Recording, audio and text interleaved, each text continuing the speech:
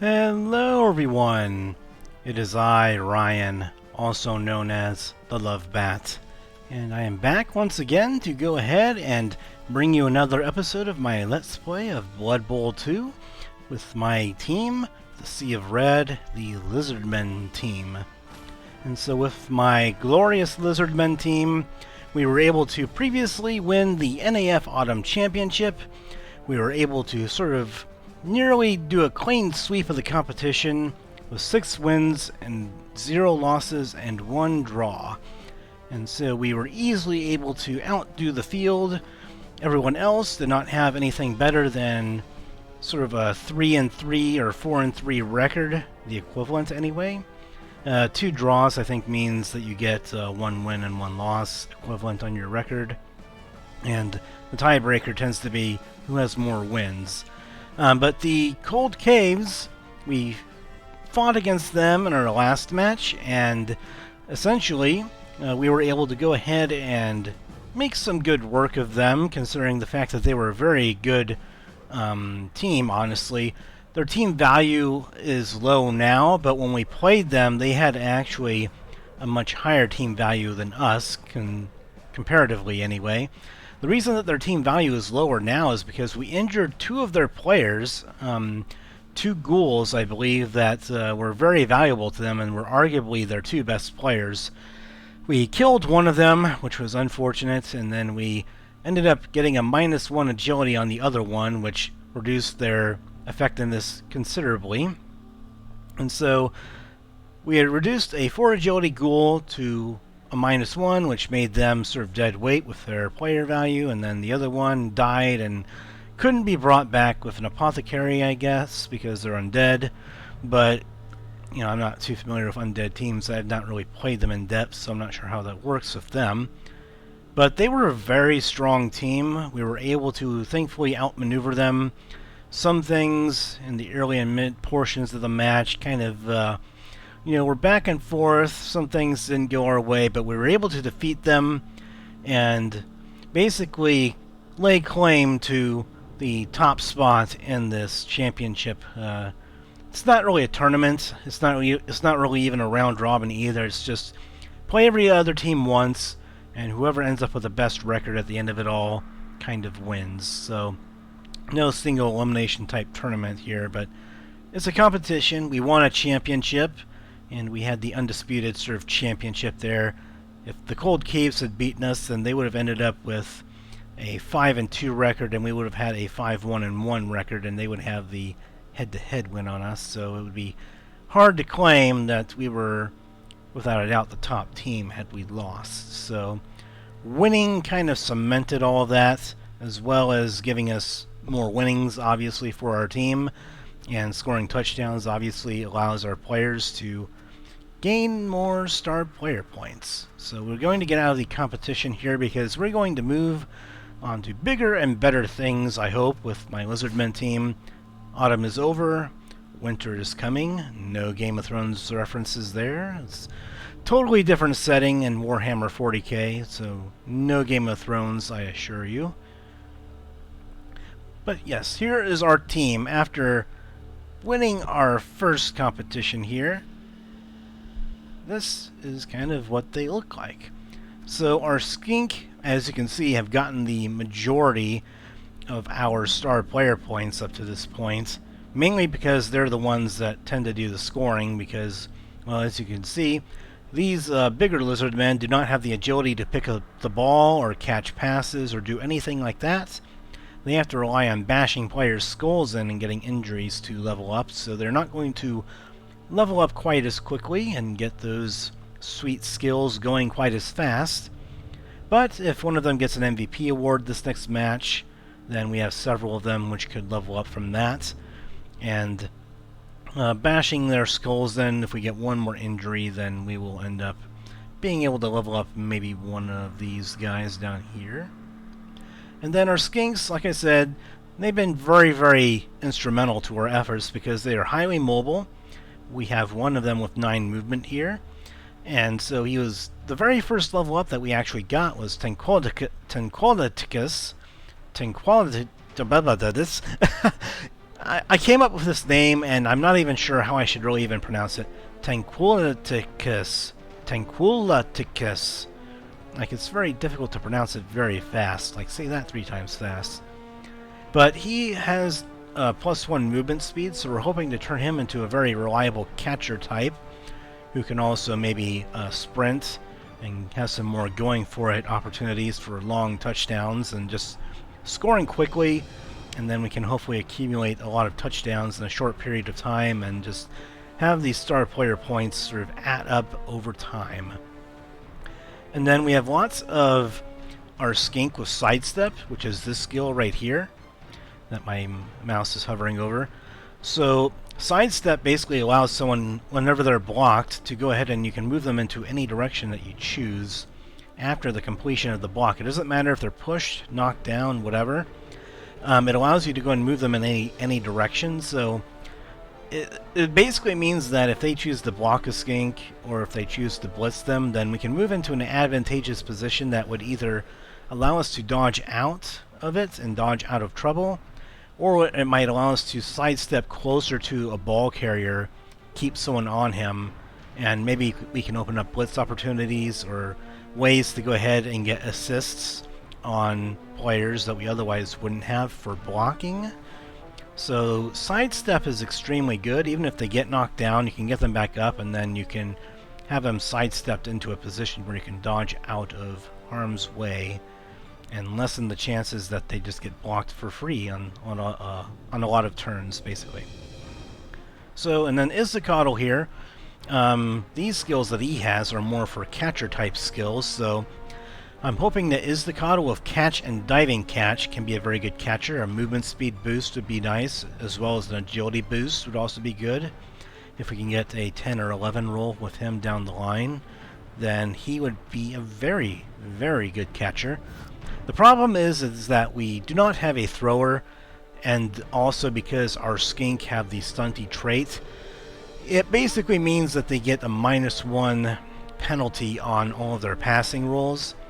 So without having anyone with a passing skill, passing has been a risk-reward type factor to it, to accumulate star player points or to score touchdowns, and in situations where you needed to pass to be able to get the touchdown, maybe because you just didn't have enough movement on someone to get in by themselves. And sometimes you want to farm star player points, and passing allows you to go ahead and get 1 extra star player point, which can level up someone who's close to leveling up, like these two, or maybe fly Swatter, get him closer to leveling up, and just taking whatever you can get basically during the matches. And now we have to decide what we want to use our money on. We were last session, at the end of the session, I decided I would just go and decide this session if I was going to get another player or if I was going to go for an extra team reroll. We do have 12 players, which means that we have 1 reserve player, but I like having 5 bashing type players on the field at one time. It allows us to more easily protect our Skink players and allow them to not get so many free blocks in on them. And it also gives us two different Saurus players on the edges who can blitz reliably well, regardless of what they do on their turn, basically. So you can go ahead and blitz in with them, and usually you can get a 2-die block on most anybody. On the edges, 4 strength usually kind of rules, unless another player ended up getting a +1 strength boost from a level up, which might happen with some blitzers that would be worth getting strength on. Then usually we're going to have the advantage blitzing with them on the outside.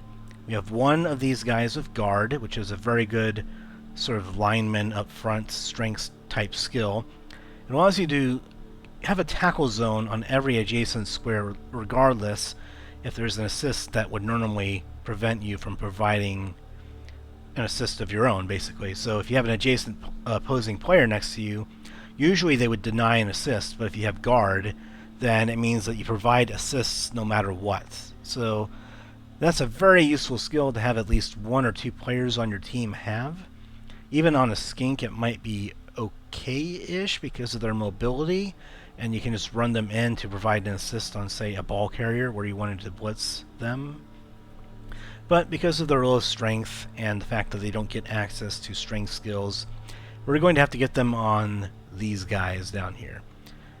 And so after thinking about it for a little while, I think we're just going to go with another player, because usually what happens during the match is our skinks end up getting hurt, and even if they don't get a really terrible injury, usually what happens is that they might get KO'd, or they just get badly hurt but no long-term effect, and we need some extra bench. We need a bench to go ahead and substitute people in when players inevitably get knocked out of the game because they're a bit more fragile, the Skink are. It's a very Yoda type thing to say, but they have an armor value of 7 and they are stunty, so if they get injured, then the injury table tends to turn out worse for them. So you have to kind of take things as they come. You have to be very strategic positioning with them, and you usually have to dodge them away from blocks so they don't get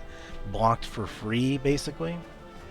And so we're going to go ahead and get a new player here, and so we're going to have to decide on a name first and foremost. I forgot to do a name last time when I added a Skink player to my team to take up a roster spot. So we want to have a very good name that we can choose our own hand-picked name. Zlat of the Moon.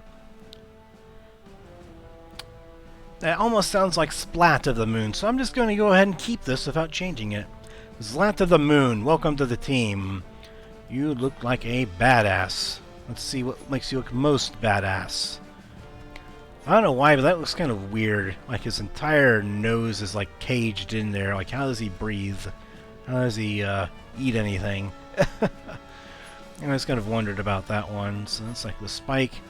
You know what? In honor of the Liz Blitz, who fell early on in our opening campaign competition, we'll go with another person.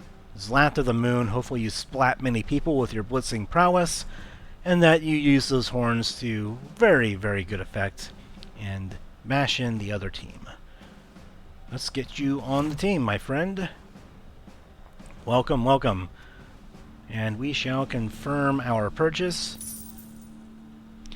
We do still have some team value here. Can we get a team reroll? I guess we don't have enough money, it won't let me. Okay. I don't know why it has the option for a plus there if I don't even have enough money for it. That's kind of weird, but it's okay. Sometimes games are weird. Now we want to go and organize our players correctly here, so we're going to put you over there. I go from the squishy players on the top here, then the Saurus, our size 2 lizards, and then our size 3 lizard croc hunter. He's on the bottom here as our strongest, biggest, most muscly of a man type lizard player. So we're not really sure exactly where we're going to go skill wise on our skinks if some of these sidesteppers level up. There aren't too many agility skills that are really relevant for them. I'm hoping I can get a general skill or two on some of these players, so I'm hoping that we get enough level ups next match that we can go ahead and get some of them going as far as passing skills or maybe block or tackle. Alright, so now we have to decide on another competition to join. And so it is winter, so there is a winter championship up there. So we previously went into the autumn championship. I don't know if we want to go into the NAF Winter Championship. I think I want to try something maybe a bit more challenging. That's already completed because it was like the first wave of matches. We had several things that we could select. Starting off, we just went with this opening match or this opening competition. And considering that you get to play 7 games, I think that means more opportunities for star player points that you can get because there's 7 games instead of just like 2 or 3. It's like that only had 2 games or 2 rounds, I guess. 10 Cians. I'm not totally familiar. I mean, is that like a resource that you use as like an entry fee, I suppose? I think that maybe that's something you get based on your coach, or is this Cians right here? It doesn't exactly tell me what those are. I mean, I could go back and look in my previous episodes to see if we have like Cians or something like that. Let's look at the club. Is there anything that shows like how many Cians that we have, if anything? Oh, and these are the results of all of our previous matches, I guess. That was our draw, our very first match against the Norse team, I believe. Yep.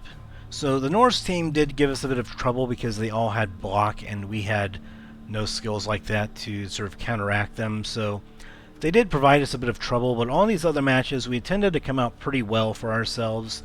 We did make some dumb mistakes in some of these early matches, but we tended to not have those come up in these other matches where we won pretty soundly in the later matches, so I kind of learned from my mistakes. But I'm not sure, where do we know how much Cians do we have?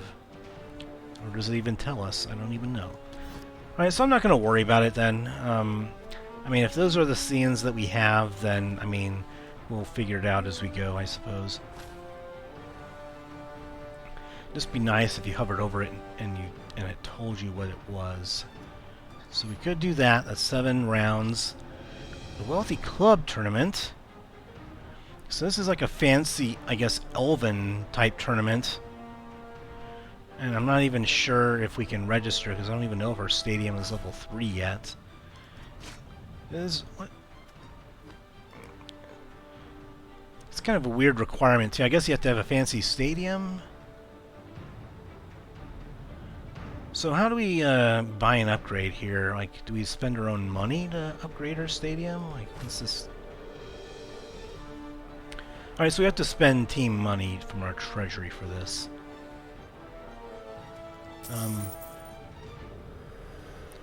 Alright, so it won't allow us to do that and look at the upgrades. It'd be nice to look at what you can do to upgrade your stadium, though, without having to have the money for it, so that way you can know if it's worth the investment or not. Okay.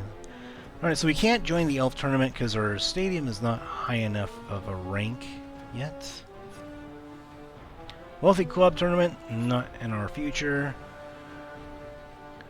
And so this was unlocked because we were the top team in the NAF Autumn Championship, and then the other top team, which would be the second place team, I think it was the Wood Elf team that we played, would also qualify for this tournament, so they might show up again if we enter this, I assume. Then, what else do we have? That's only available in the spring. Oh, of course, let's get back on the fates. Okay. Franken Cup. So I guess this is like an undead-themed type tournament. With tons of teams, I guess. Like, oh, okay, so this is like a... What are these competition settings? I want to see what the competition settings are. And gameplay options, enhancement, resurrection. It'd be nice if I hovered over this and it told me exactly what that was and what it means. Like, I know that some undead players have ways to kind of resurrect during matches if they get like a roll after getting like injured or dead or something like that on an injury roll, but I'm not sure if we want to do the undead one. The Chaos Cup could be interesting because we just unlocked that one. Franken Cup, I'm not sure if we'll do that one. Blood Bowl qualifiers.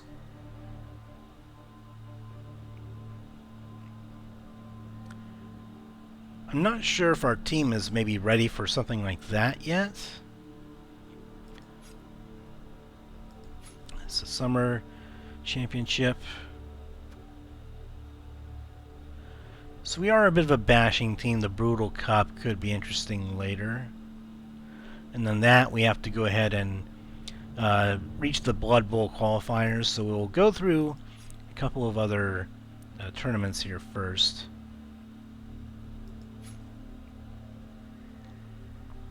I think if we do the Chaos Cup, then maybe we can do the Blood Bowl qualifiers after that. Because we unlocked this one, so let's use our ticket to get in here and see what teams that we find. We get to play 5 rounds, and we get 10 CNs out of it, so that might allow us to join another tournament, perhaps. Alright, so we're automatically entered into this, so I guess we don't have a choice now. We're in the Chaos Cup, but I planned on playing in this cup anyway, and it looks like we are going to be playing a Bretonnian team. I've never played with Bretonnians, obviously, and I said that in my very first episode. I did watch some Let's Play footage of them to see how they played in practice, and, well, needless to say, they're a very odd team. That's the way I would put it. They don't really have any major stud muffin strength players in the middle to hold down the line, and they don't really have any major agility players except for their blitzers, which is, I mean, for some teams that's the case, like the Orc team, the blitzers are usually their best receivers, but it's kind of odd that the blitzers for the Bretonnians, they get catch by default. So that's a bit of an interesting choice for them by default, but this particular Bretonnian player, or blitzer, has block and dodge. It'll be very difficult to deal with him, because it's going to just be difficult to knock him down. You need basically a POW, or we need a player that has the tackle skill, and we don't have that because our skills are a bit limited at the moment. Our Skinks getting only agility-based skills is kind of a detriment early on. We do not have access to many skills for dealing with block and dodge. So they have 4 players with block. This player, I believe, also has, dodge. So they have 2 blitzers that have both block and dodge. That's going to be pretty difficult to deal with, honestly. And then a lineman with kick. And then this blocker, I think, has thick skull. Yeah, so he's going to be harder to injure with an 8 armor value. He's also fairly durable here, so that's, I mean, they have a solid team. They don't have too many skills other than fend on their linemen. So we're not going to be able to follow up blocks on their linemen because they have fend. And their blitzers are going to be fairly strong because they have 2 of block and dodge, and then they can run around the battlefield against our Skink fairly well. So I don't think this is necessarily a bad matchup for us, though, because our 4-strength Lizardmen can lock them down pretty well. They can lock down 2 of their players, and they can only get a 1-die block on my Lizardmen. So as far as the numbers game goes, I think we're going to be just fine against them. Our bashing players, I think, are going to go ahead and give them a lot of trouble. Alright, so let's go ahead and start the match here. The first round of the Chaos Cup, and facing a Bretonnian team. I'm not going to spend any money on petty cash here, so I'm just going to go ahead and start the game. We have more team value than they do, so they get a Bloodweiser Babe, and it looks like a star player there.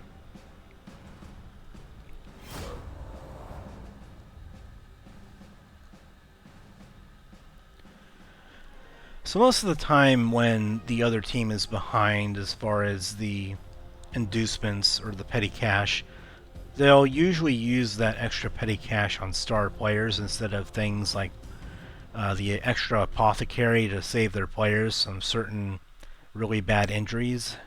The wandering apothecaries are just too good to pass up, especially at the cost. Saving your valuable players is much more important than a temporary boost to a single match. In the long run, it's just way better to save your players. Alright, so they look like they're decently well armored in their introduction here.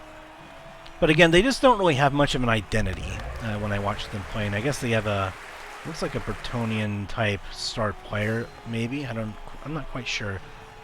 And then here's our Lizardman team, burly lizards. Spiked hair, spiked heads, spiked armor, shoulder pads, and then you fellows with your lovely agile physique that will surely help us out in against a team like this. So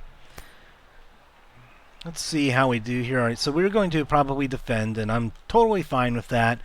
That's almost always what I do in my matches here. So we have 2 spare players now, that we have a total of 13 players. So we're going to save some of our better skink from getting mauled to death. We want our sidestepping players on the edges there. I think I want you in the game because I want to potentially level them up. Let's get you on the edge because you're not as valuable as he is. When the portrait gets in the way, sometimes block your commands, which is annoying. Alright, so I'm okay with... Let's get you in the game. Who do we want to take out? I want to get the star player points to level up here. Let's go ahead and take you out of the game. You're already at level 3, so we don't need to worry about risking you. And then, do we want to put you up front anywhere? Yeah, I guess putting you up here in case they want to blitz one of those skink can be helpful. If they blitz in the middle, I'm totally cool with that.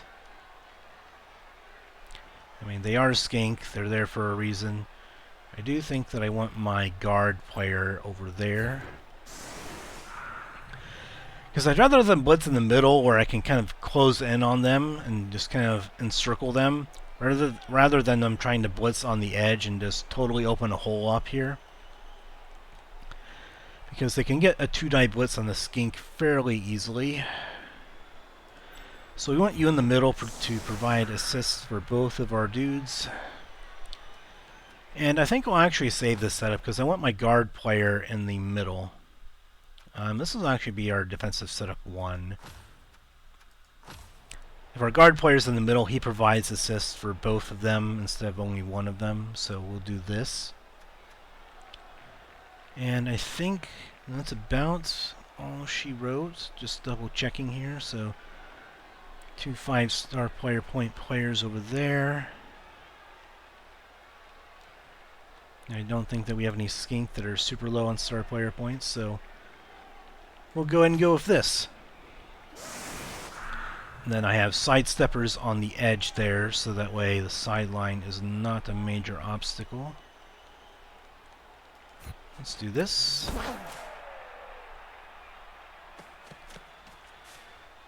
And I'm not sure what they're doing here. Brilliant coaching. Alright, so we get an extra team reroll this half. That's quite wonderful, actually, because we don't have too many of those by default. And so I guess they were just rearranging their formation there as the kickoff event was going on, I guess. So that's maybe what was happening with the game there. So yeah, I always like to put them in the front, because now they are forced to try and attack them instead of my skink. If I can discourage them from going after the skink in the first turn, then I think that's going to work out better for me. They're leaving a hole over here for some skink to loop around. I could also blitz, or I could block there. And he failed the pickup, which is, again, a weakness that they have. It's difficult for them to make agility-based things work. Alright, so they get a 2-die blitz. It does work for them, but we do have sidestep. You know what? I think I'm just going to go right here.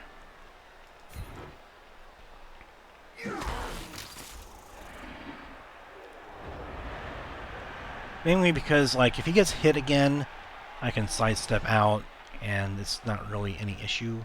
Most players do not have the grab skill, so it's usually not a worry that the sidestep skill is going to be counteracted in any way. Grab is just a very uncommon skill to gain, because there's other skills that are just always going to be higher priority. You know what? I'll stand you up. You can provide an assist on him. And sidestep obviously makes things a bit easier going.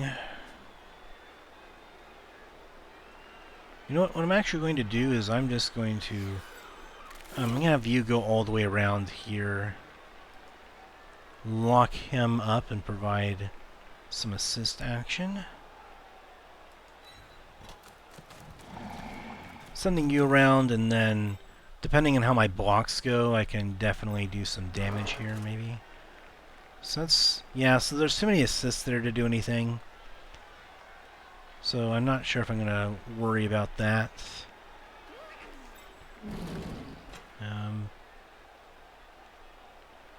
I think I'm just going to do this way and make the sort of safe blocks here, and hopefully I can open up a lane of some kind.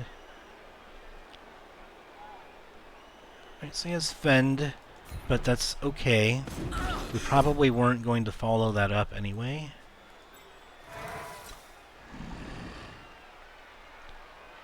And then I think we just want to, again, try and open up a lane to where we can run through with our Skink. So let's go with this one first. Alright, we get a POW. Excellent. And we'll move you this direction. And we will follow this time. Oh, injury? No, not an injury, but a stun is quite good. He is not an important player for them, but that's okay. He's a blocker, not a lineman, so... their blockers have Wrestle, which is uncommon because Wrestle is usually not prioritized over block. So it's a bit of an unusual skill for them to have by default. I think we're just going to go with this because it's important, and then we can blitz after this. Alright. And then I think moving over here is probably better. And we're going to... I guess we have to kind of follow up here if we want to do a blitz of some kind. Because now if we want to blitz, we can go ahead and blitz him and have the assist going on. So I think we'll go with him for the blitz. And let's see if we can do it. Alright, we were able to get him. And then I think I want to do this direction. That'll help out. And then I'll follow it up. Do not get an injury, but that's okay. Now it's time for the Skink to do their thing, and we're just going to run circles around them.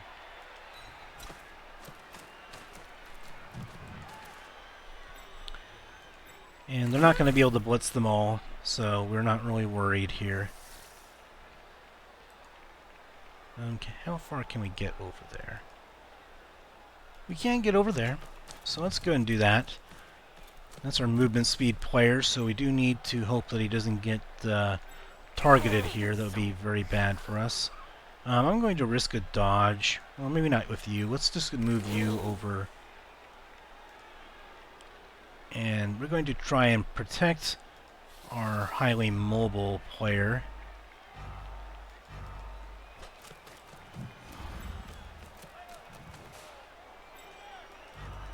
And we'll just move you through there.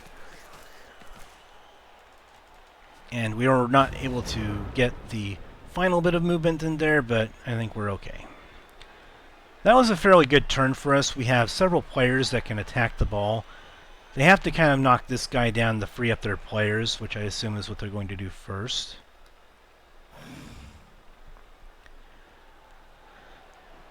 And let's see, they have they have two blitzers and their star player over there, so they're probably going to try and block him and then get a cage going.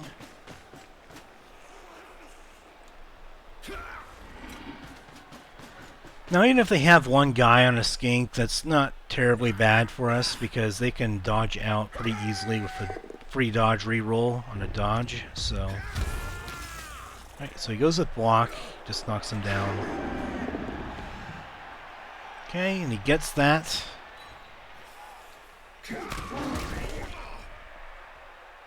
So they are going to go, I think, with a cage. No, they're not.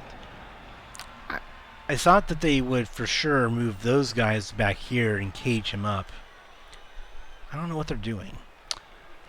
That is just the AI sometimes, I guess, just being stupid. But, like, honestly, they should have caged him up. There's no reason not to. Like, having these guys up here doesn't do anything against our lizards that can move around at will here. So let's see. So I think I'm going to have you pick up the ball if they end up dropping it. So let's see who we can blitz in here. So you can get over there for guaranteed 2 die. Can you get over for an assist?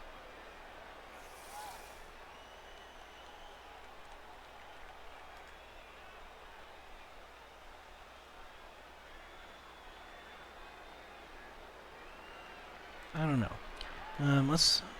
We can get you up there, however, so let's do that if we can. Alright. Let's get him on the ball. He's going to be difficult to take off the ball. Then let's go ahead and get you, my friend, onto the ball as well. And then we'll save our +1 movement player for shenanigans. Get another assist on there. Let's see if we can try and make this a really, really awesome block. I think we want to stand you guys up before doing this. Occupy their players. It does increase the chance of injury, but you know, that's just the way the Blood Bowl can be.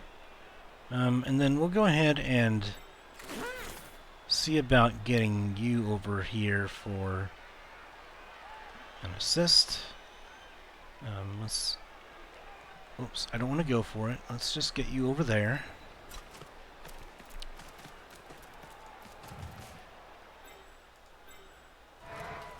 And then we'll get you. We're going to go ahead and blitz you now. What kind of block can we get? Just a 2 die. Okay, well, it will have to do. We have plenty of players that are on the ball.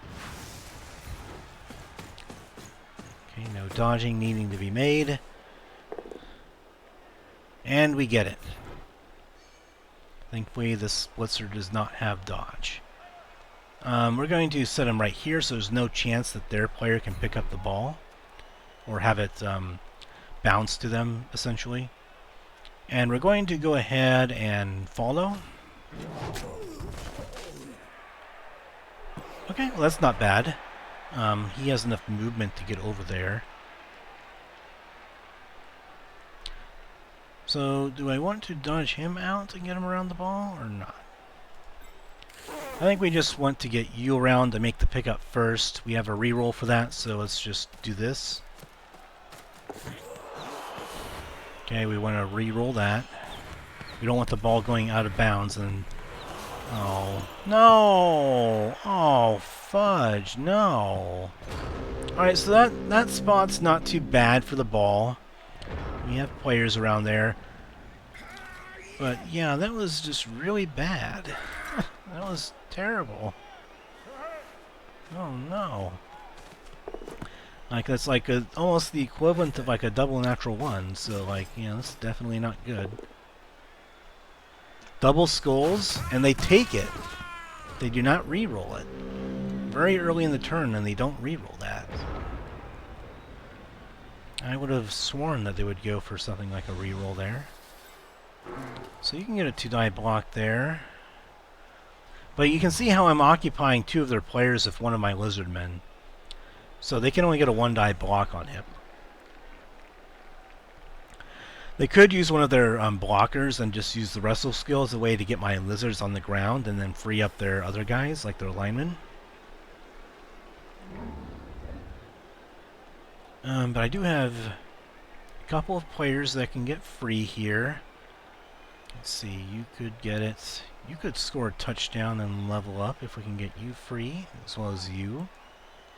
I'm definitely blitzing the ball carrier, though. You have guards, so that's actually going to be pretty impressive here. We can make a 2-die block there. So I do want to free up all my big guys to make a blitz here, so let's go ahead and get you on the ball. Right there should be good. And so one way to free up the big guys is to go ahead and make a block with a skink. Even a push will be fine. That will not do, however. It will end our turn. This is good enough. Let's get him to the sideline. And we're going to follow up on it. Keep him occupied. He's a blitzer. He'll probably deal with him, but it's such is life. Okay, so now we have to decide, do we want to block with him, with the loner? I think we'll do this block first, because a push is fine. Oh, Bonehead gets in the way, so we're going to have the Bliss of a Skink then, which is doable. It is doable, the Bliss of a Skink here. But we need to be able to get assists first, so we do need to move him out of the way, and we don't. Okay, well, such is life. We knock him down, we don't injure him. Okay, so we do have one player on the ball. Our blocks were just kind of unfortunate there. I was really hoping to be able to move them around and then get some assists for a blitz there. And then the blocks just did not go our way. That's why having the block skill, like block and dodge together, is just so good, or block and tackle for offense. Block and dodge is great for defense, block and tackle, great for offense.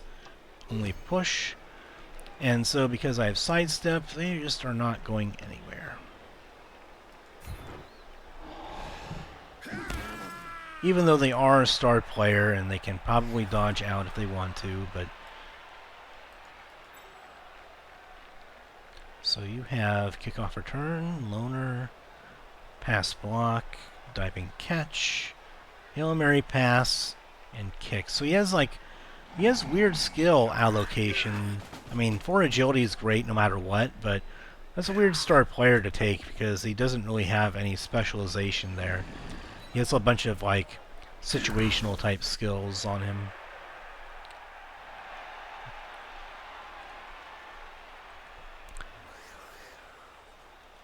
Like, if you're going to have Hail Mary pass, then you might as well have a couple of passing skills on him to top it off. So they might go for a block here, but... And then they only get a push.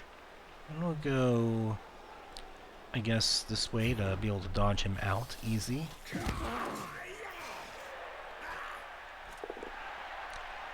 And they only get a push. Don't know why they moved him there. You could have moved him here and free up their alignment to get a semi-protection going on there. Alright, so KO'd. That's fine. We'll get him back at some point, I think. So, not worried about that. KOs are fine. Not great, but fine. And we just want to lock... Oh, why do I have to move all the way around there?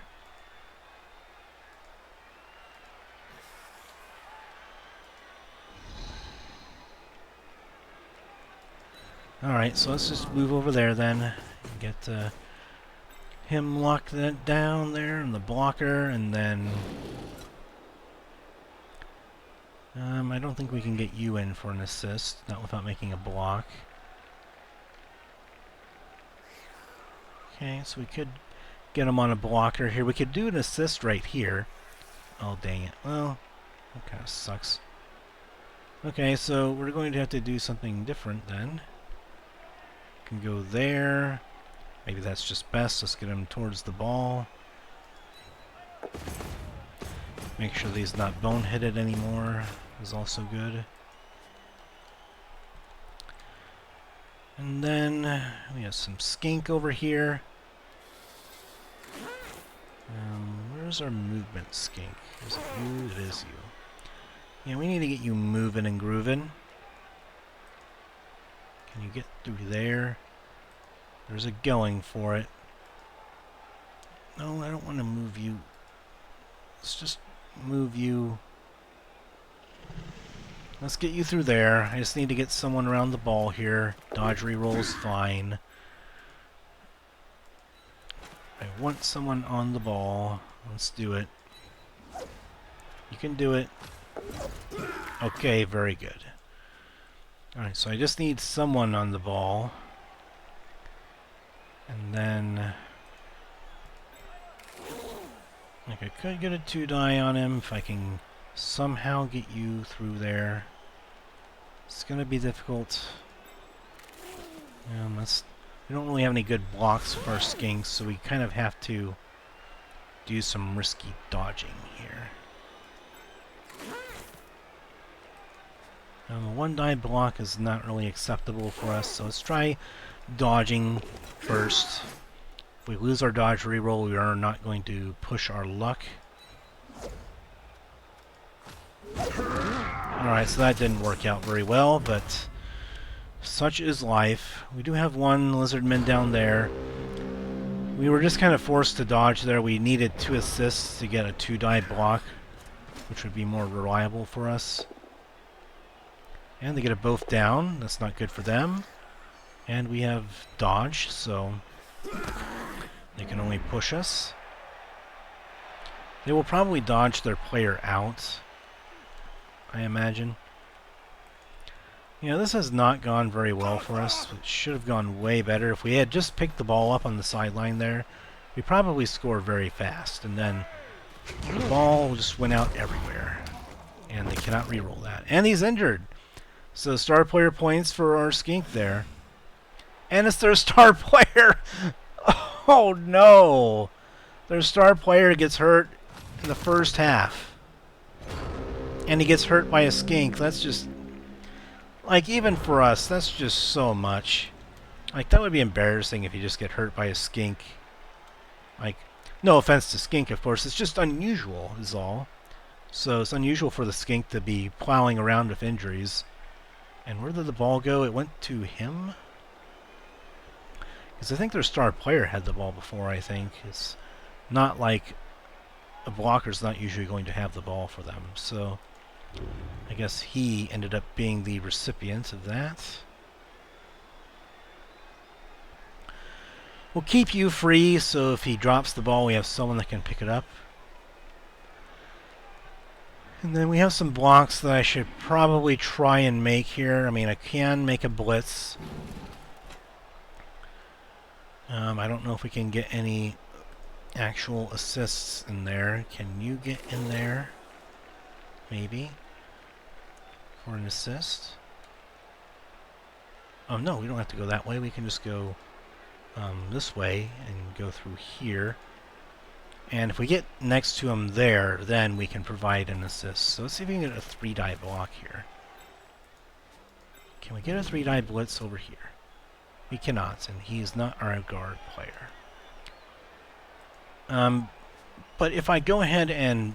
can I do that? No, I can't. Can I do this? No, I can't. So let's just go ahead and do this then.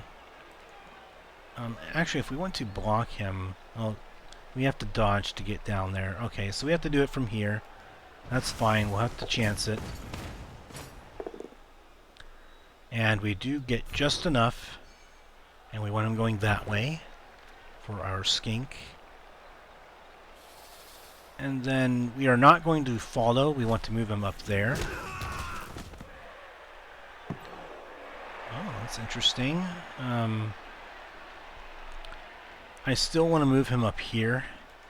I already have both their guys occupied there. And then I think we want to definitely block him with the assist. Get him off the ball for our skink. Alright, that's great. He has fend. That's not really relevant though, at least in this case. And then we can dodge him out and get him going, I hope. Before we do that, we might want to make some blocks, but I only have 1 reroll left, so I need to make that for the pickup, I think, before I do anything else. I could also get him into a cage here and try and protect him, but he has so low strength that it's not going to really help too much. Okay, let's see if we can get him. He does pick it up. Wonderful. Alright, so that's going to help out quite a bit. Now, it's a question of where do we want to go? We can put ourselves right here next to several big guys. But I think we're just going to have to take a chance and get him out and running. I don't know why he's looping around like that. And then we have to make some blocks here. Okay. And let's move him right there to make it hard for them to get over there. We are going to just... we're going to stay. Without them getting a block. Okay, let's dodge you out. Get you over there, I hope. Very good. Let's see if we can block you real quick and free our skink up. We can. Let's move him down there. We'll stay to keep a guy on him. Then let's get you over there. Just get you in the fold. And then let's try and dodge you out. Nice. Alright, so we got some skink up here. They do have one player free for a blitz, but that's okay. We would have had to go for it to get a player right here or there to stop them from doing that. We're just going to have to accept that. But now I have lots of players upfield here, and they're not going to be able to deal with all of them. They are surprisingly not going for the ball. Maybe they're just relying on their Mr. Blocker over here with a 2-die blitz, and that they're just guaranteed to get it somehow. I mean, surely this is the blitz right here. They have to do that, for sure. And they don't get it. They do not get it. So I'm one dodge away from basically just scoring right now. So now it's just about avoiding injuries here. So what are we doing over here? So they're blocking our big man. Let's see what happens here. No major injury. That's totally fine. Totally fine in actuality. So you're not the one that has guard. You're not the one that has guard. You are the one that has guard. Okay. So this makes things a bit interesting. I do think that I want to get him off so I don't even have to make a dodge attempt. And I can go ahead and get him in there for an assist. And then I can move a skink out and provide an assist as well. Let's get you up in case things go very poorly. And then we want you to get up and provide an assist on a block for over here. So I'm going to try and set up some blocks to where I won't have to dodge out with the skink. Dodging out is still pretty safe, but I think getting blocks means that if we at least get our players over here, then if something fails, then we're still going to be in good shape. So let's get you over here. I could go for it, and so I could try and have him making an assist on him. But the way I see it is that we can still blitz him, and then we might be able to still get another block on him, maybe somehow. I don't know. So we have some things we can do here. Oh, we do have a skink that's free up here as well.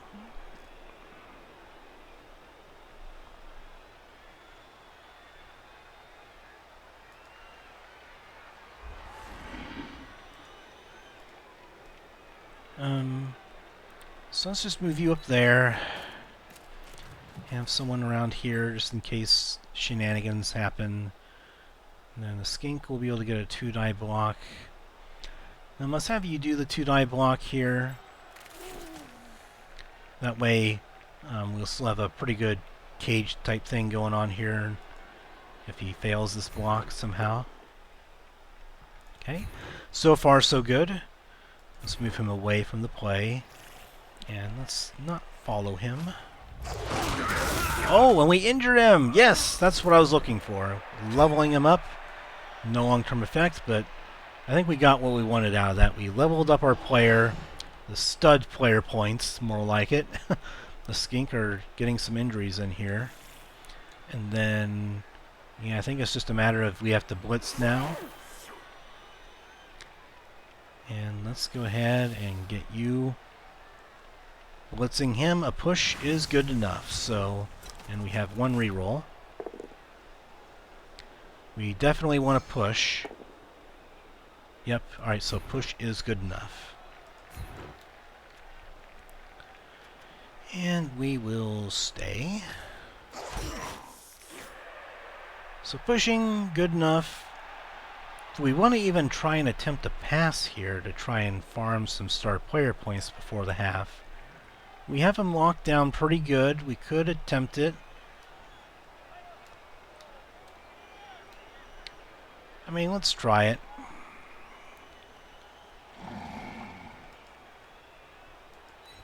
Let's see what happens here, if we can get a pass off or not. Let's get you over here. And it just buys us some time as well. You know, prevents us, or prevents them from getting additional chances to score of their own or get KO players up. And then let's go ahead and block with you last. Alright, so both down, we can at least take them down, I guess. And we stun them, okay. Yeah, so they're going to have to dodge out, and they're not going to be able to get there. If they blitz and knock him down, then maybe they can get up there, but I think that they're in trouble, so... I mean, they can blitz here and then move him up there, maybe, but... Basically, I'm just trying to get myself lots of star player points here, and buy some more time to end the half on a score. This way they don't have extra chances to score or do bunches of injuries. And we will use dodge. They do not have tackle. And then we're just going to make things difficult on this guy over here to try and dodge out of there.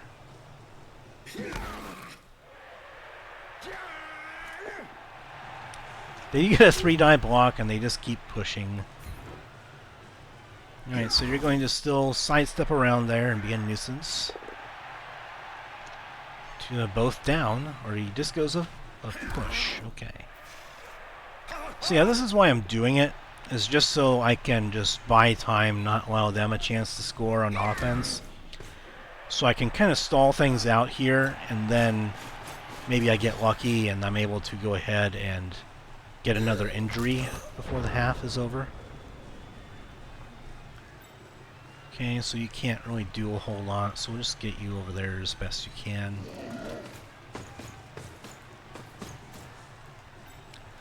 Same thing with you, we'll just stand you up. Okay, and then I think the main thing that we want is that we want to get some kind of blitz going on here. Use scoring isn't the best thing, but we only have 2 turns left, so we don't want to have to try and pick up the ball again with no team reroll to help us. So basically what I want to do is I just want to get my players into a good formation here to make sure that they cannot get the ball before we score. And that means putting you over here so you can't get surfed out. And then we go ahead and take you and just kind of have you on the ball, or having tackle zones here. And then we're going to go ahead and get a 3-die blitz here, which is pretty safe, I would say. And indeed it is. We knock him down. Can we get an injury? We're going to stay so we can move back here to make a bit of a cage for our guy.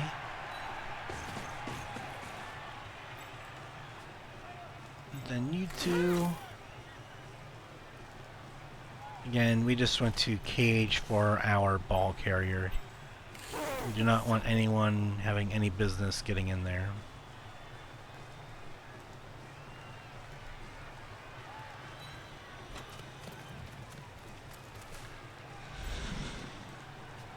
And then, and this is a tactic that some people use in Blood Bowl matches. You're just able to stall out the game as much as you can, and then I think I'd rather not risk them getting hurt.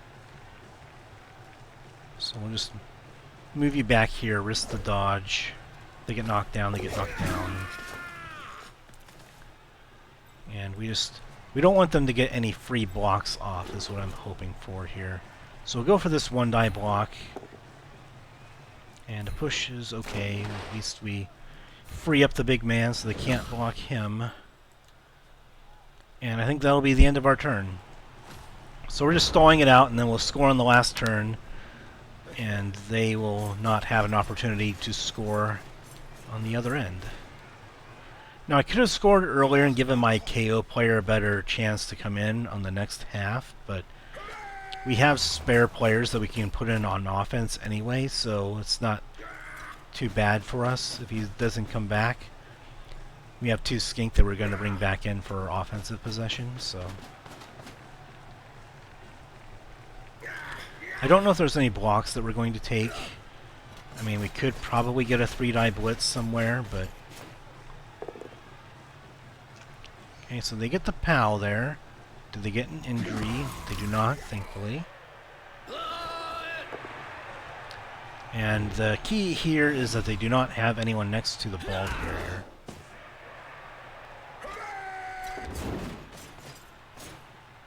So they dodged for whatever reason unknown.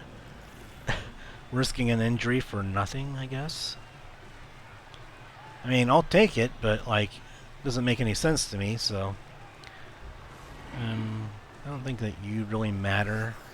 I mean, you do provide an assist, I suppose, if we want to do something with our Skinks here. I don't know if there's any chance of getting more than a 3-die blitz here. I think basically what we have to do is we can do this.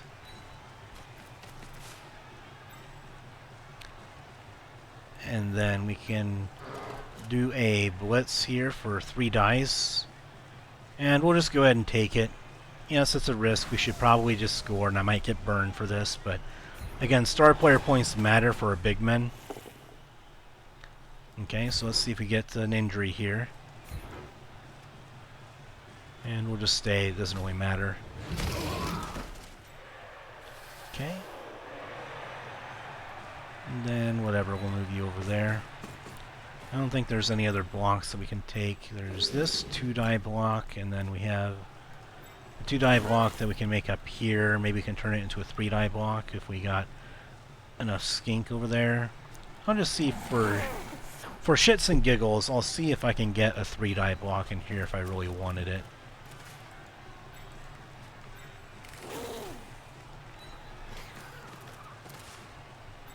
Could I get a 3-die? It's only a 2-die. We don't have enough strength. We'd have to get a pretty full surround for that, so I'm just going to go ahead and score here, not screw around anymore. I was hoping for an injury and getting our big guys some stud player points, but you know, that's sometimes the way the cookie crumbles here. So the Sea of Red is up 1-0 on the Fearless Swords, the Bretonnian team, and our cheerleaders have been pretty busy. We've been scoring at least 2 goals a game for the past, like, 5 matches, I think. So, 5 or 6 matches, whatever it is. So we've been scoring quite a bit ever since the first match we had, which was a draw. And scoring on our defense is always quite good. We probably could have scored more there. We fumbled one of our pickup attempts, and then it went out of bounds, and it just got knocked in around everywhere, and then we had to kind of improvise after that, but we were able to get a score in the end, so that's the important part. And now, we don't get our KO back, but again, that's not necessarily bad, because we already had 2 Skink that we're probably going to go ahead and put in on offense anyway. Let's see, you have diving tackle. Movement speed boost. Let's go ahead and...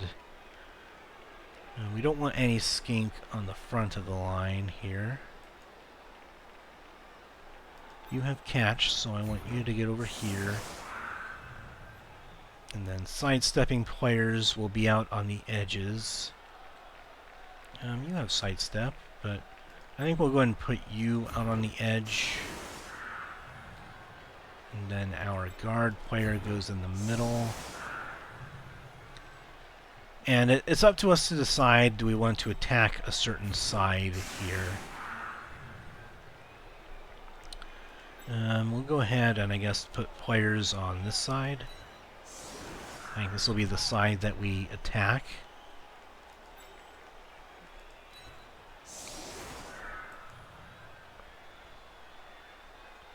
And then we'll put the sidestepper, I guess, over this way.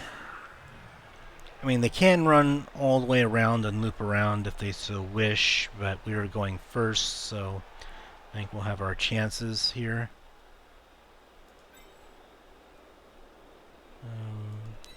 Let's get you over there. I mean, in all honesty, we could run right by them.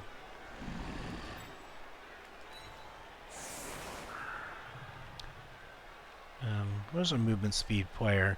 I mean, we could just run our movement speed player just right down there and just try and go right past them, but then they would be the target of all of their blitzers, so it's not really viable to do that, I think.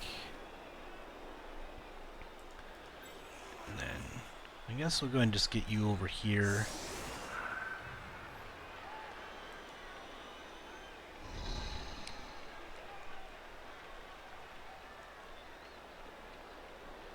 See, I'll put the skink out there that I could afford to have take a hit.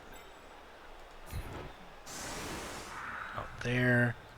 And then I think this is the point where you completing a pass ends up gaining you a level, so we'll keep you there.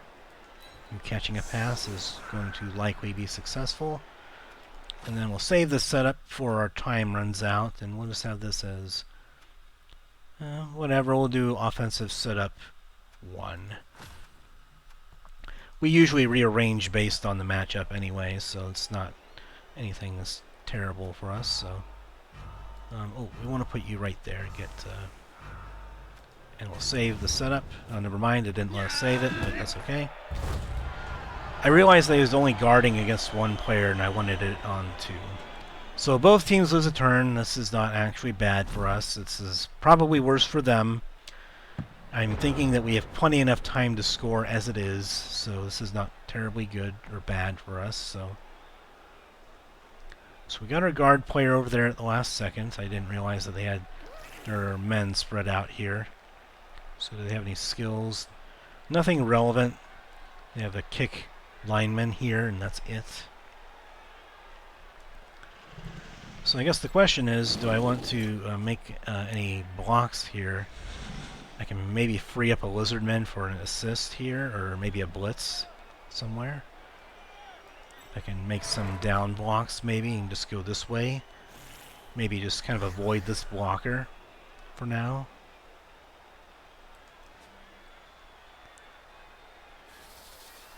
So yeah, we'll just block down this way and then free up a blitz somewhere on the right here, and then set up a little wall off for ourselves. And then maybe we can reverse field if they try and just keep everything back over that direction.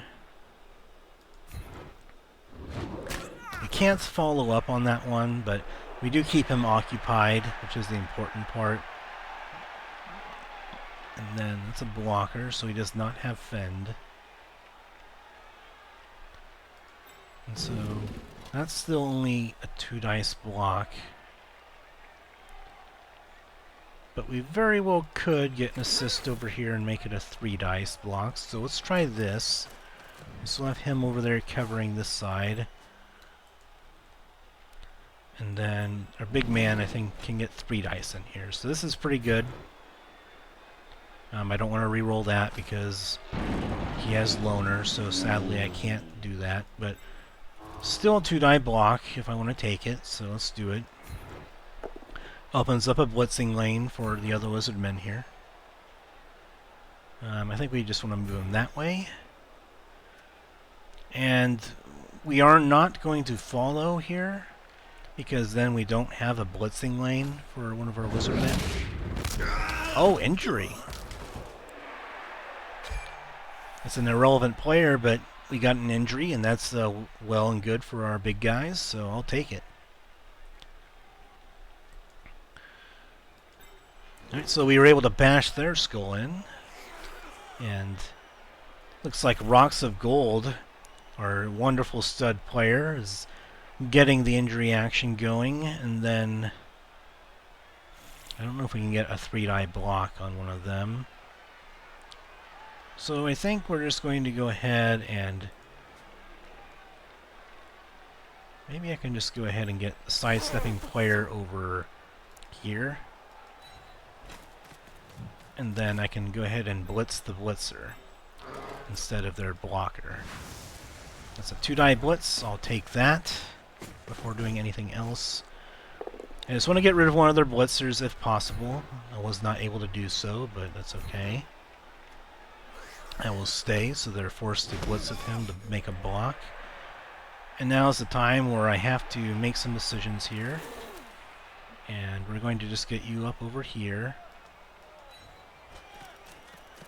They're not going to be able to get through there without dodging. And then you are going to provide some cover for the ball. Likewise, you are going to provide cover over here. And then you are going to get over here for a catching opportunity.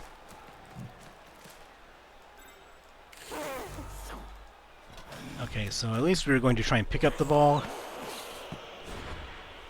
This is important enough to re-roll it.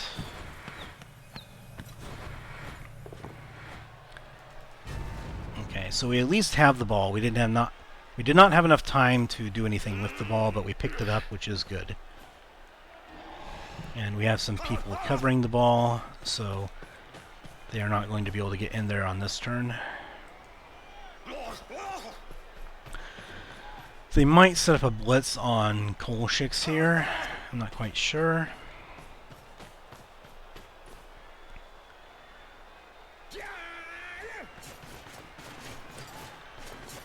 So it looks like they're just trying to get some pressure on the ball and surround us a little bit.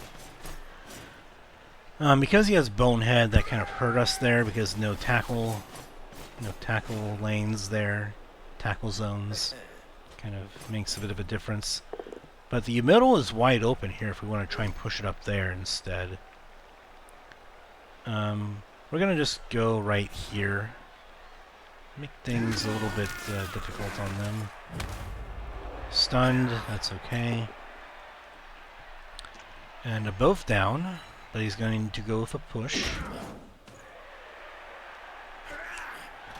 So it is possible that I can get a lane in the middle here and try and take it up there with my catch player. So they're getting a lot of pushes. They did not get very many knockdowns.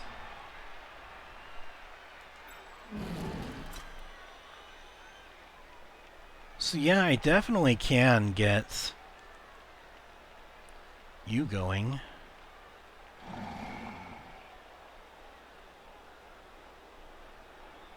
Where's my guard player at? You're right there. So I mean, you can get right here. Then you can provide a lot of assistance in that area. And then you can get over here. And we're going to try and open up a lane here. I don't know if we're going to blitz this turn or not. Could blitz with a skink if needed. It's possible. I have a guard player up there. I mean, I may not even need the blitz. It's not even necessary. They opened up a lane for us here. We can just do this. Let's just get you over here. We don't even really need the dodge because we do have the lane for ourselves. We can get you in for an assist up here. I think that should be enough to get him a 2-die block. And we have just enough movement to get over there. Okay. And then What shall you do? What shall you do? I think we'll just go ahead and get you rolled up over here. Okay, so you can move over there, and then you can make a pass to like right over there somewhere. Alright, so that's good. So we can get him, I think, right there, or maybe here. Let's move you right there first. How far can we move you safely? Okay, so we can move you, I think, right there. And we still have players surrounding you. And then we want to save. We want to use our reroll on the pass here. They don't have any intercepting lanes, I'm pretty sure. So let's see if we can get the pass here. The pass is most important. We have catch, so we're likely to catch it. Okay, and we got it. Great. Alright, so now, do we want to make a block up here? We have an assist up here, so let's do this. This is a pretty good block. The push isn't the best. Let's make you right there so you're not close to the ball. And then we want to dodge you out and make things miserable on them, okay? So we can dodge you out and get you over there. That's great, so now we have another tackle zone. And then, can we get a 2-die block here? Yes, let's do this. It's a blitzer, not likely to work, but at least we can do something. And then we will follow up on that block. Alright, so we got a nice little cage going for our catcher here. And things looking pretty good to score quickly, should we wish to. We could try and farm starter player points by attempting some passes after making blocks.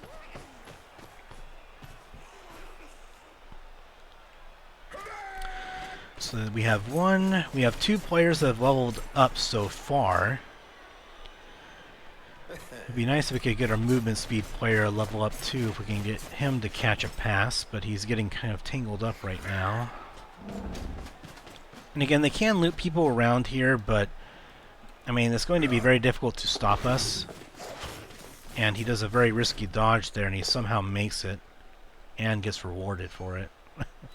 I mean, they kind of had to do that if they wanted to stop me, but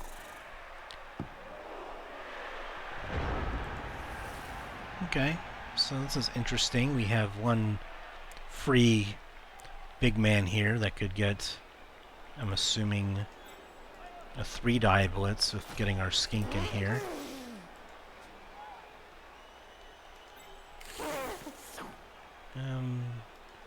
I mean, do we want to? No, I don't think we want to try doing that. We just want to get you up for an assist, I think. And then I think we want to get him the ball and try and get him a score and get him close to leveling up, I think.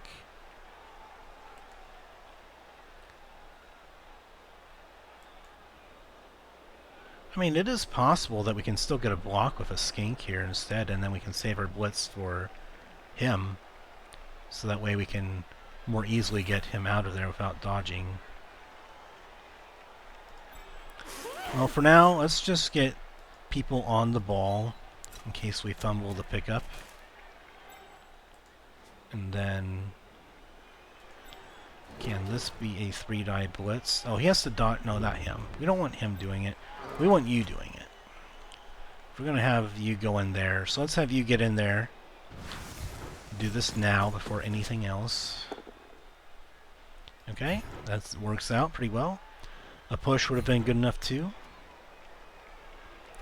And we're going to follow to open up a lane here for our skink to move through. And then,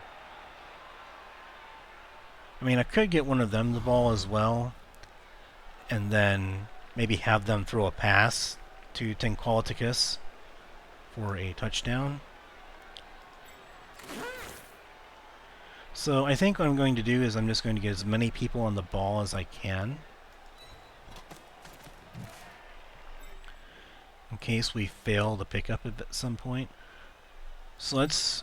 How far can we possibly move you?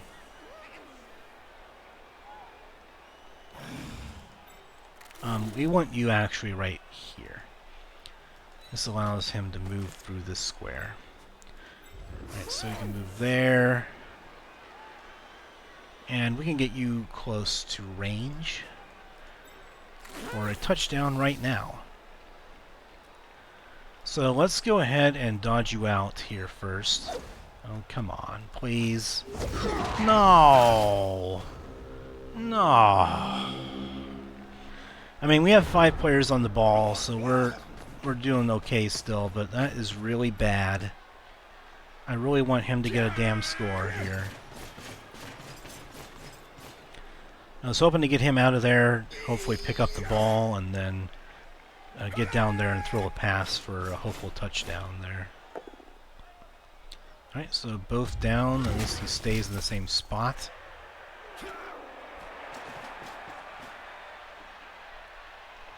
Yeah, so we're getting some bad roll of the dice here, but we're still in a pretty good position all the same.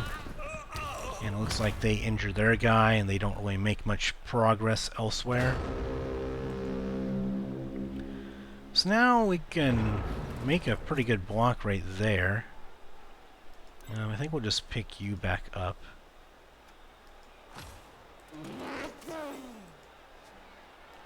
And we'll go ahead and pick you back up as well.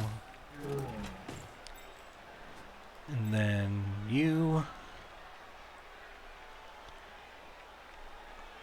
might be able to blitz him and get him out of the way. So let's get you over there.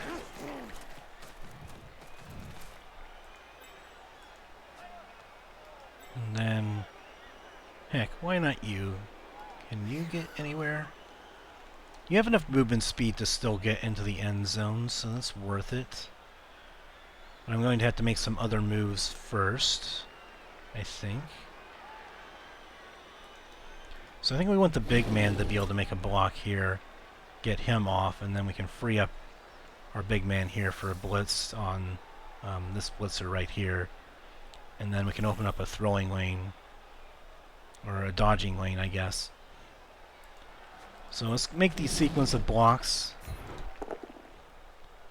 Okay, we are not able to get him down, but pushing him is enough.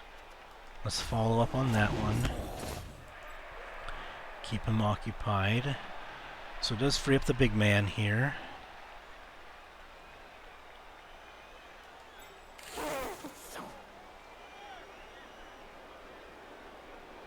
But we do need to free up a spot for a big man to move through, so I think that means that we're going to have to move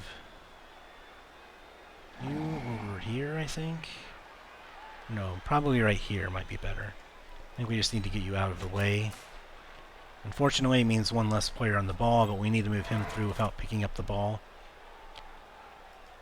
And I think attacking from this way means that we can go ahead and... is there any way to get a Skink over there for an assist? Not really. Not without a bunch of dodging, I think. I mean, can you potentially get down here? Can you get around and around and around, not without going for it? We'll keep you on the ball then. Let's just go for this now then. We need to get moving. Let's get him out of the way. And we do get him out of the way. We want him going that direction. Let's follow that up. And then we want to get you over here to protect the ball, since I'm hoping that we can get the ball up there somehow. And then time to move you in, I guess, right there. Get you in the scoring position. Now who do we want to get to pick up here? Not the catch player. Let's just go ahead and get you over here. Go for the pickup. Alright, so we get it. We only need to make one dodge here, and then we can get a quick pass. So we make the dodge. We have a reroll for a pass. Let's see if we get it. And we will reroll this. Okay, so that's not very good, but the landing isn't terribly bad either, so we can still maybe get a score here. We're out of rerolls, so it's going to be difficult. He gets kind of good rolls on the dodging and the pickup, so... Yep, let's move you over there. Kind of unfortunate that we didn't get the touchdown there, but, you know, such is life.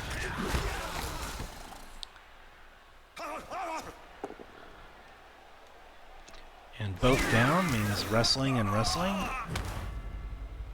Or I guess... Oh, that was the lineman, so he doesn't have wrestle, so... I guess their player got stunned. And our guy didn't, so... So now's the time to blitz the ball carrier because he is just wide open and ripe for the taking. See, you can get in for a touchdown. Where's our catch player at? I mean, let's at least get you in for an assist. Getting a 3-die blitz on them would definitely be very preferable.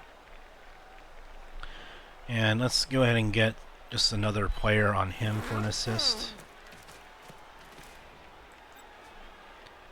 And then, can you make a 3-die block right now? It's only a 2-die.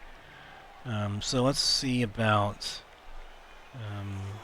let's go ahead and get you up and occupy their blitzer here. And then... So I definitely want to score with him. I might want to try and pick up the ball with him, however, instead of throwing a pass. So I want to blitz from that direction, I think. Let's go ahead and get you over here.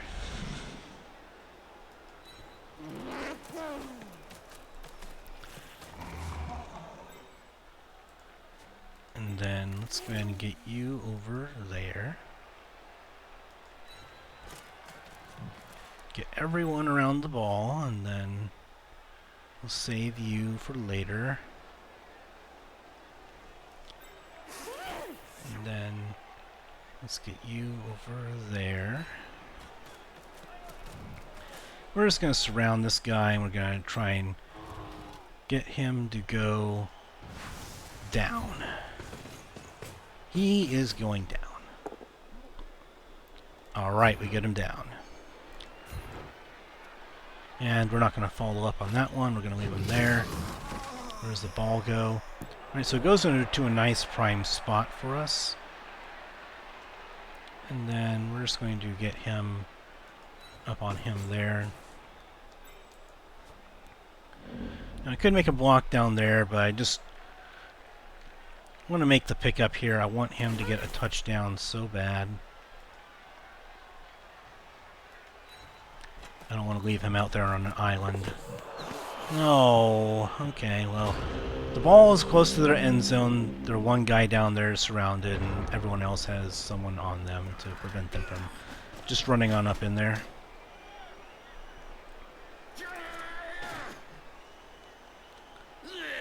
So it'd be very difficult for him to try dodging out, so I don't think they'll try it. And he fails. Let's see if he fails again. He does not fail again, but he has to go for it. I mean, we're going to get another blitz on him anyway, so it's kind of irrelevant, I guess. Yeah, let's go ahead and sidestep, I think, this way. He's getting double teamed, but that's not too bad. This could be bad if he gets injured, I hope not. Okay. Alright, so we've been fortunate with our injury rolls again here. We have not gotten any terrible injuries or deaths. Speak of the devil, we get another 1-die block, and he gets knocked down.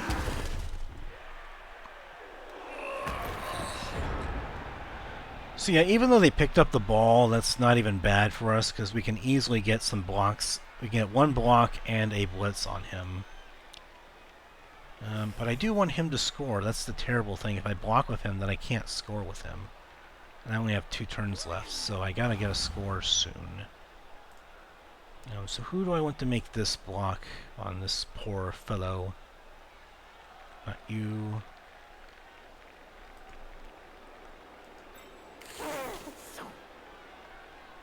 Let's just get you in for an assist.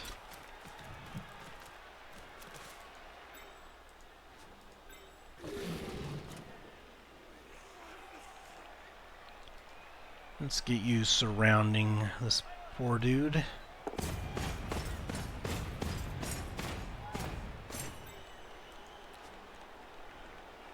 think I'm going to be able to get a 3-die block on him with just Skink, I think. So let's go for the safe 3-die block so we don't have to worry about blitzing. Oh, we just barely made it out of the way with no 3-skull action going there. We're going to stay and allow this Skink to maneuver. Okay, so now we're going to have to blitz with a Skink. We'll have it be you. So let's just go ahead and surround this guy. We don't want him to go into the end zone. Because then if he drops the ball, it could land anywhere. So we want to probably blitz him from up here. Which means that we can run you around and then blitz from up there.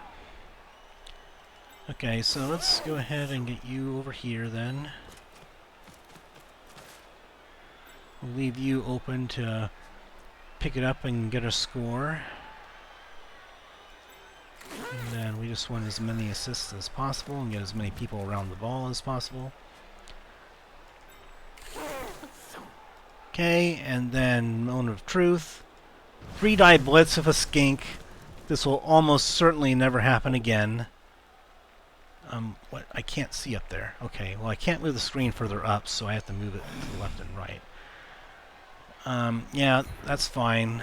That makes more opportunities for our man to be able to pick it up there, and what the heck, we'll follow it up. Okay, so he drops it, but that's still okay. I think we just have to leave you there. Let's go ahead and pick you guys up now. Probably should have done these first, but that's the way it is. I don't think it's possible for them to score in 2 turns, so I think I'm just going to moment of truth here. If he can pick it up, we get a score. So no reroll. Alright, and we're not going to doodle around. Let's just get in there. Score! Tenqulaticus! And get those sweet star player points, or in your case, the stud player points. The fearless swords are not looking so fearless right now. We are kind of having our way with them as far as the... we've gotten some bad rolls, obviously, but they have not been able to match up well with our high-strength Lizardmen. They just have all strength 3 players, and so 2 of their guys on one of my Lizardmen is just coming out even. And then our Skink are so maneuverable that we can just kind of run circles around them and maneuver around everywhere. So now is time for the formation, where we just want to protect valuable players here. So, because we're only going to be able to get in... We're not going to be able to get in many blocks here, so this is just the safety formation, basically, that we want to take. We don't want you getting in there. I mean, you could blitz, and maybe we might get an injury with you, but we'll just put you back here. It's going to be more difficult to replace our Saurus, so we'll just go ahead and we'll take our guard player out of there. We don't want him getting hurt. So let's go and put you in there. I don't think I want Croc Hunter getting hurt, so I think I'll put a Sacrificial Lamb Skink up here. And then let's protect them.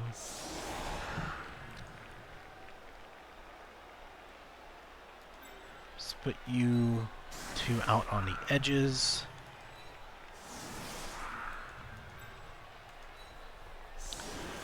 And again, this is just the safety formation that I want to take here. I just don't want any chances to be taken as far as who can get hurt in this final portion. We've got the game won. We are not going to be able to score on our one lone turn, so... Okay.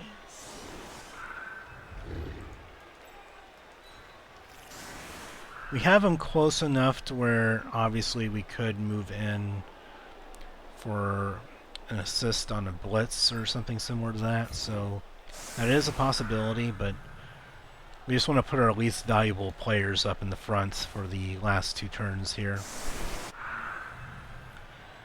Players that don't really have many star player points and all that kind of ruckus, so...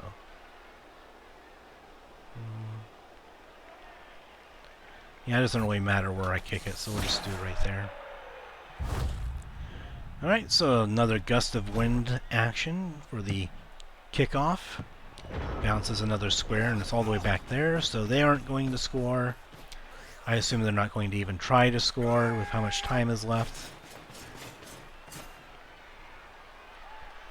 If they had one of their blitzers on the front here, they could have gotten over there in one turn potentially, but they didn't really set up for that.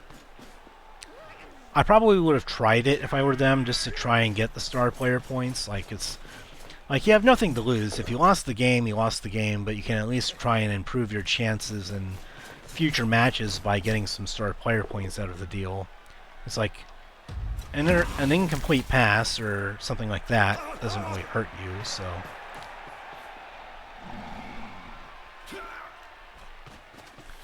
So our Skink, the most vulnerable one, did not get injured, so I think we should be good to go here. Our Lizardmen are built to last, so hopefully I don't speak too soon here.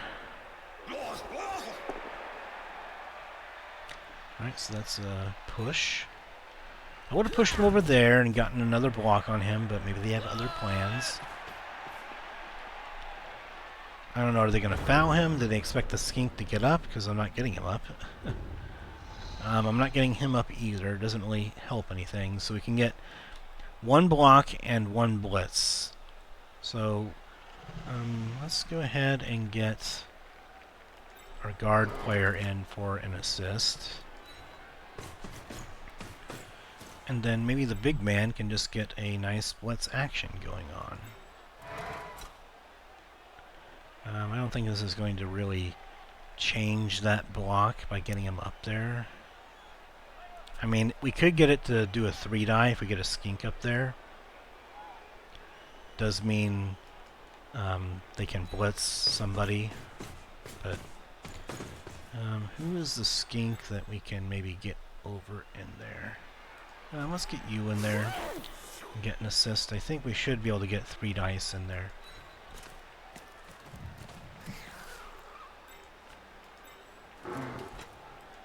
Only 2 dice. Can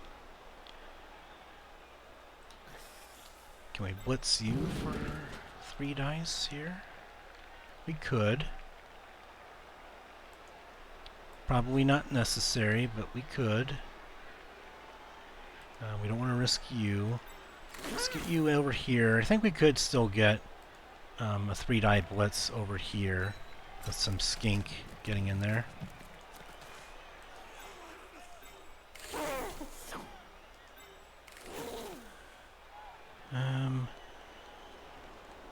Yeah, let's just go and get you over there. We'll leave him on the ground. We don't want to have to risk dodging him out. And they can only blitz one of our players this turn, so we're still going to be okay.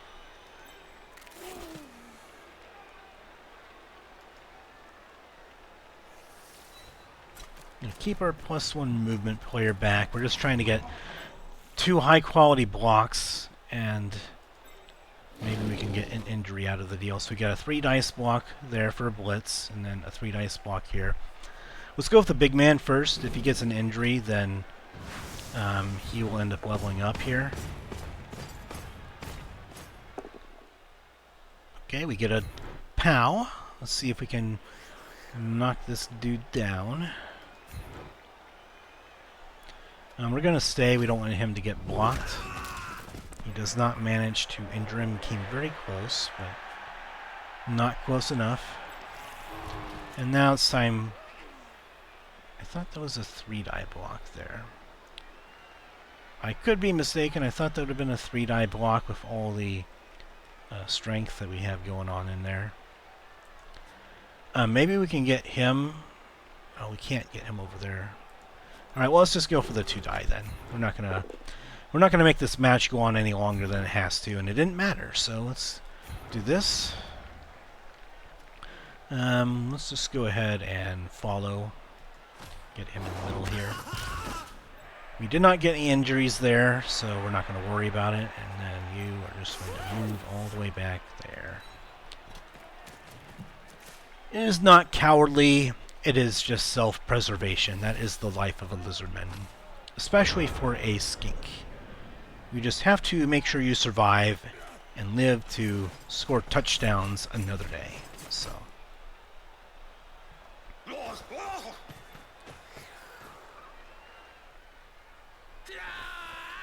Yep, and so they have a lane here, but it's not really relevant. They can try and get a big block on one of our Skink here, but you know, it's a risk you take. It's going to be a 3-die block, I think. But it's not really of any relevance, I guess, as long as he doesn't get injured, so... Alright, and we are victors once again. So far, we are undefeated, and we have won our first match in our second competition here. I believe it was the Chaos Cup here. Yep, the Chaos Cup. Okay.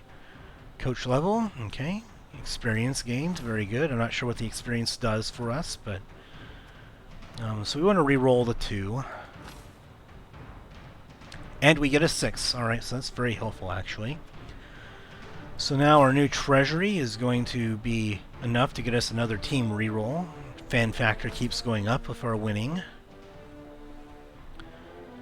Alright, so we earned some scions here. Scions, I'm not sure how you pronounce that. Scions? Scions? So those are scions then, or scions. Jeez. I'll just call them scions. So our scions here, we've got 84 of them. I'm sure that someone might correct me in the comments if I'm mispronouncing that. But I guess the thing that we were wondering about earlier, those are our amount of scions. Sometimes I get my tongue twisted up on trying to pronounce things. Okay, so Fly Swatter got our MVP. He already leveled up in that match, so it's kind of a bummer type of MVP, but he is going to, you know, be a little bit closer to gaining his next level up at the very least. I was kind of hoping that one of our big men would end up getting the MVP there because we want to get them leveled up because they need it more. They are not often scoring, not going to score touchdowns, and our Skink are, so getting the big men MVPs to get them star player points would be nice. Maybe more ideal. So they got no star player points, and so that's the thing I was talking about earlier, is that the Bretonnian team, they just don't have an identity. They're not really particularly great at anything. They have decent armor value and good blitzers, and that's basically it. The problem is that they don't have any good throwers to take advantage of the fact that their blitzers are good at catching it. And like, I do have some catchers on my team, or players that would make good catchers, but that's because I turned them into that by leveling up first. And so getting catch by default without any throwers to take advantage of it for the Bretonnian team, like, it's just a weird type of team to go up against. So it's like, you know, they might cause problems for some of the finesse teams, maybe, because they have some weird kind of skill allocation for their players by default. Wrestle can get through block, and then Fend can keep you from following up on blocks to cage people in. Like, they're just a tough team to figure out how to play, from playing against them in this match and then having watched a small amount of Let's Play footage of other Let's Players playing with them. They just seem like an odd team that, when you don't have an identity and you don't do anything that well, then it kind of makes it hard to figure out, alright, well, what's the strategy? What's the sort of win condition that you can have on your side? So, alright, so anyway, enough of the Bretonnian team that we beat the crap out of. Let's go ahead and level up our players. All gold beyond 150k. Alright, so, yep, we'll deal with that in a moment here. But first, we're going to go and level up some players. Alright, so let's go ahead and go with Munditeek first. I think he completed a pass to level up last time, so let's level him up first, or see what he gets. Alright, so he gets just a normal roll, so we might just get sidestep on him. So I just want to see what he rolled first, and then I'll see what Swatter rolls here and decide who's going to take what. I'll probably get sidestep on Munditeek. It's boring, but it's a universally good skill for Skink to have, since they have dodge to dodge out of sticky situations, and stunty to dodge through multiple players covering them. Yeah, so we're not getting great rolls here for our level ups, so it's kind of interesting that we're just having to kind of deal with the same skills on all of our skinks, so it's kind of boring in that sense, to where the only chance that we had for some interesting skill picks was on Tenqulaticus, and we weren't going to pass up a movement speed boost on a skink. That's just too good, so we didn't really have much of a choice there. It was going to be movement speed all along. So Munditeek here, I don't think there's really anything that's going to be amazing to try and build towards. We could make another catcher, but we already have two players that are good, or that are probably going to be our go-to catching players.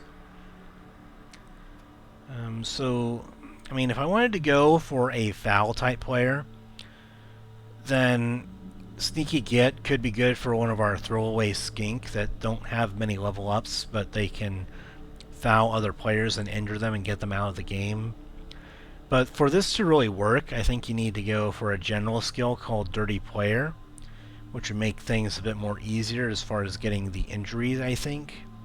Or Sneaky Git, I think, allows you to go ahead and get away with fouls more often.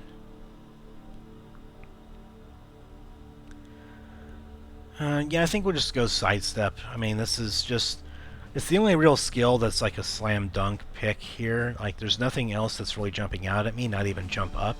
No pun intended. Like, jump up is interesting for a blitzing player, but unless a skink has +1 strength or has tackle or block or something like that, we can't, like, they're not reliable blitzers on their own, and that's what jump up is usually for.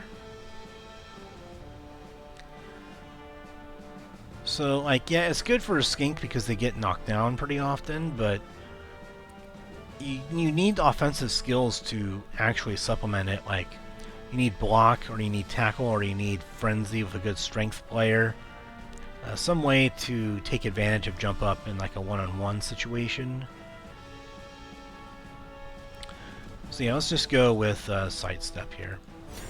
There just aren't very many agility skills that really seem like interesting picks for us, so I think the bashing players would get more interesting decision making here on what we take on them, because there's more considerations for them. Alright, so you already have dodge and sidestep and everything, so what do we want to get with you now? We could go for a leaping player. That's certainly not bad, but again, it's usually better if you have like a 4 agility player or better for that, which is usually the elf teams. So the elf teams can reliably go for leap and have a good chance of the skill working out because it's just raw agility. We could go for a sprinting player, so that way if we needed someone who could just pick it up and then potentially, like obviously +1 movement speed is always going to be better, but I mean it's an alternative to that. Sure feet could be interesting to allow him to get assists more often. That might also be a consideration. Sprint is more for scoring touchdowns, and we can get sure feet first and then later we can get sprint, so that way we have sure feet for a free reroll. So sprint and sure feet together make for a decent combination. We could, if we could get sure hands on a player like this, then sure feet and sprint would make them a good runner. It wouldn't make them a good passer or a good catcher, but if they could just pick up the ball and then run with it behind our blockers, then they could score touchdowns that way. And they already have dodge and sidestep, so there's not really anything else that's jumping out at me here. We have a diving tackle player. We have 2 players that are going to do well with catching. So let's just get sure feet here. And so if we need someone to get in position for like an assist on a block or an assist on a blitz, or if we need to make a lengthy blitz, then we can go with a sure feet player, and getting a free reroll is like getting the free reroll on a dodge for going for it. So it gives you the insurance to take that chance more often, so we'll get sure feet with him. This next level up, if we don't get anything too special on the roll, then we can go for sprint and take advantage of sure feet there. So we can take advantage of sure feet, then we can get, again, free rerolls. Basically mean you can take more chances. It can do the going for it's one at a time if you have sure feet, and then you don't have to worry so much about burning team rerolls. I think that 13 players is good for us, so we're just going to go with the team reroll. The team value is already going to be bumped up anyway a little bit. So the team reroll I think will do well for us. We have a pretty good fan factor here. We don't have to worry too much about that and losing the kickoff events because we've been winning. So that's going to work out well for us. So I think that's going to be the end of this episode. We'll take a look at our opponent for the next match. The Crusaders. What? Another Bretonnian team? It's another Bretonnian team. I mean, are we not seeing double here? I mean, we did play, obviously, a different team before. They were a much different name than that, but how are we getting Bretonnian teams here? Like, let me see the competition here. What teams do we have matching up against us here? Skaven, Orc, Bretonnian, Necromantic, Lizardman. That's another Lizardman team. So that could be the first mirror matchup that we've played if we play against them at some point. Bretonnian, so those are the 2 Bretonnian teams. Underworld Denizens, Goblin. Hopefully we can play the Goblin team and just run all over them. And a Skaven team. So we have 2 Skaven teams, 2 Bretonnian teams, a Lizardman team, an Orc team, a Necromantic team, a Goblin team, and then Underworld Denizens team. And the Bretonnians, this Bretonnian team, yeah, they are struggling on the team value aspect. So they probably suffered some injuries, or they are just been really crappy as a team in getting touchdowns here. So the 5 could mean a touchdown and an injury, or it could just mean an MVP award from their previous games, and they didn't really do all that much. But I think that's going to be our next opponent, isn't it? Oh no, that was our previous team that we played, I think. At least I think it was, because we're playing the Crusaders, and then... Or was it like a single elimination tournament? Let me check.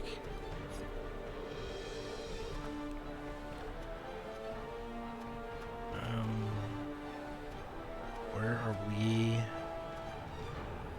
Is this?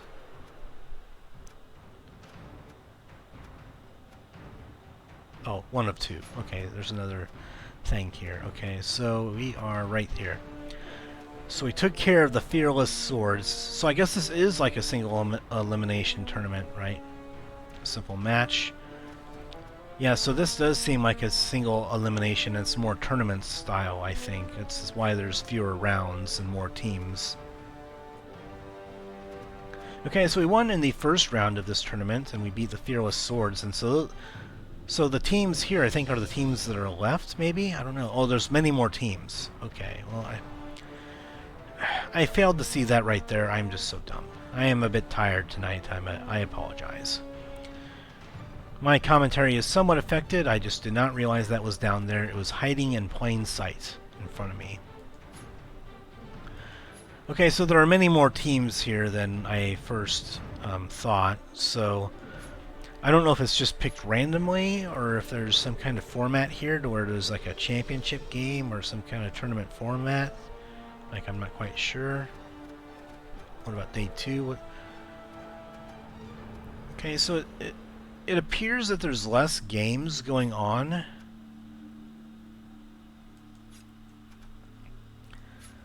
So maybe it is single elimination tournament? That's what it appears to be. Does the overview say anything? Invitation only? Oh, knockout. Okay. So knockout implies that it is single elimination and it's tournament style. So it's like a bracket. It doesn't... It would be nice if it actually showed like an actual bracket, like a tournament bracket, and you could see who your potential future opponents are. Kind of like the NCAA tournament for college basketball. Okay, so we're going to end the episode here then. I'm not going to fumble around anymore with that, and I'm glad that any of you joined me for this episode and watching through for our opening match of the Chaos Cup. We won our opening match 2-0, and hopefully we'll have more wins in store for this tournament. So it's our first tournament-style competition, and I'm pretty confident that we're going to be able to beat another Bretonnian team after dispatching the first one fairly well. We had some rolls that went against us, but I'm fairly confident that we can match up against them regardless of what players that they have.